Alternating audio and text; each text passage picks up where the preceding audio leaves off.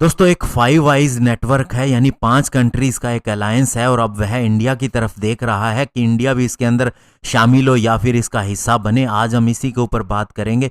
चलिए दोस्तों शुरू करते हैं। दोस्तों 11 अक्टूबर को 7 कंट्रीज जैसे कि Australia, Canada, New Zealand, UK, US, Japan और इंडिया ने एक स्टेटमेंट इशू की जिसमें कहा गया कि हमें कुछ एक एप्लीकेशन जैसे व्हाट्सअप, सिग्नल और टेलीग्राम है, इनके अंदर एक बैकडोर एंट्री मिलनी चाहिए, जिसका सीधा सा मतलब था कि इंटेलिजेंस एजेंसी और लॉ एनफोर्समेंट एजेंसीज को इन मैसेंजर के कंटेंट के अंदर लीगली एक्सेस मिलनी चाहिए, ताकि जब भी कोई मामला ह्यूमन ट्रैफिकिंग का, सेक्सुअल एक्सप्लॉयटेशन का या टेररिज्म का आए तो मदद की जा सके। और इन 7 कंट्रीज में से इंडिया और जापान को छोड़ के बाकी 5 कंट्री मेंबर है 5i नेटवर्क का, और इन 5 कंट्रीज की इंटेलिजेंस एजेंसीज आपस में मिलिट्री, ह्यूमन और इंटेलिजेंस पे बहुत कुछ शेयर करती हैं। चूंकि दोस्तों इंडिया इसका मेंबर नहीं है, लेकिन 11 अक्टूबर की स्टेटमेंट बहुत कुछ बताती है, क्योंकि एक जॉइंट स्टेटमेंट थी जिसका सीधा सा मतलब है कि अब इंडिया के ऊपर निगाहें हैं और इंडिया भी इसके अंदर बहुत कुछ कंट्रीब्यूट कर सकता है, या फिर कोशिश हो सकती है कि इंडिया को भी इसके अंदर लाया जाए। और दोस्तों आपको बता दें, लास्ट ईयर यूएस की एक कांग्रेशनल कमेटी ने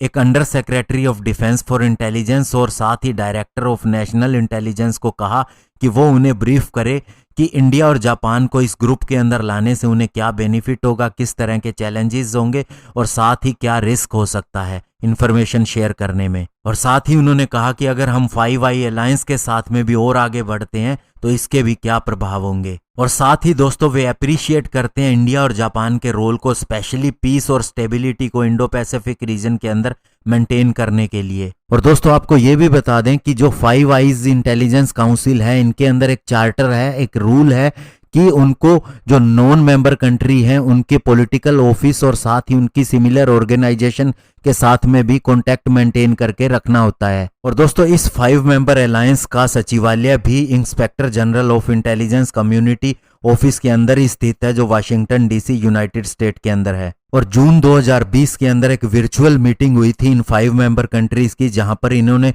कंसर्न और सिक्योरिटी इंप्लीकेशन स्पेशली कोविड-19 को लेके और साथ ही इंडो पैसिफिक रीजन में जो चैलेंज है उनको शेयर किया। और इन सब के अंदर मेन इशू चाइना ही था। और एक ऑफिशियल के हिसाब से दोस्तों अगर सही बात माने तो अब ज्यादा जोर दिया जा रहा है कि इंडिया को इसके बीच में लाया जाए, स्पेशली चाइना की एग्रेसिव पॉलिसीज को देखते हुए। और अभी जो जियोपॉलिटिकल डेवलपमेंट हुई है उस हिसाब से इंडिया को एक नेचुरल पार्टनर के रूप में देखा जा रहा है जापान और साउथ कोरिया के साथ में। साथ ही दोस्तों इंडिया चाइना का नेबर है, तो ऐसे में इंडिया के साथ में आना उनका बहुत जरूरी है, क्योंकि हमें बहुत सी इंटेलिजेंस का भी पता रहता है चाइना की, और साथ ही हम डायरेक्टली उनसे जूझ रहे हैं। तो ऐसे में इंडिया का रोल एक बहुत बड़ा उभर कर आना चाहिए। और इससे पहले सितंबर 2018 में इंडिया और यूएस ने एक बहुत बड़ा लैंडमार्क कम्युनिकेशन कंपैटिबिलिटी और सिक्योरिटी एग्रीमेंट, जिसे कोमकैसा भी कहा जाता है, उसे साइन किया था। तो ऐसे में इंडिया को अमेरिका की रियल टाइम इंटेलिजेंस ऑलरेडी मिल रही है,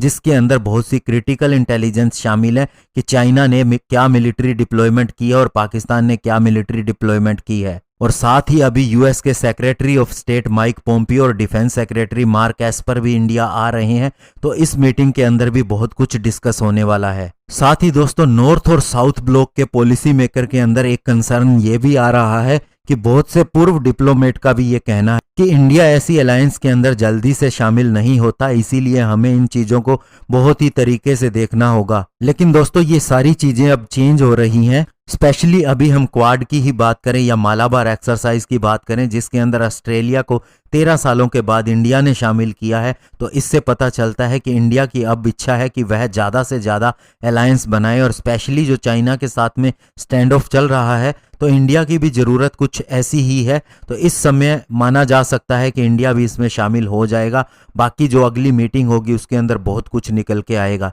धन्यवाद, जय हिंद।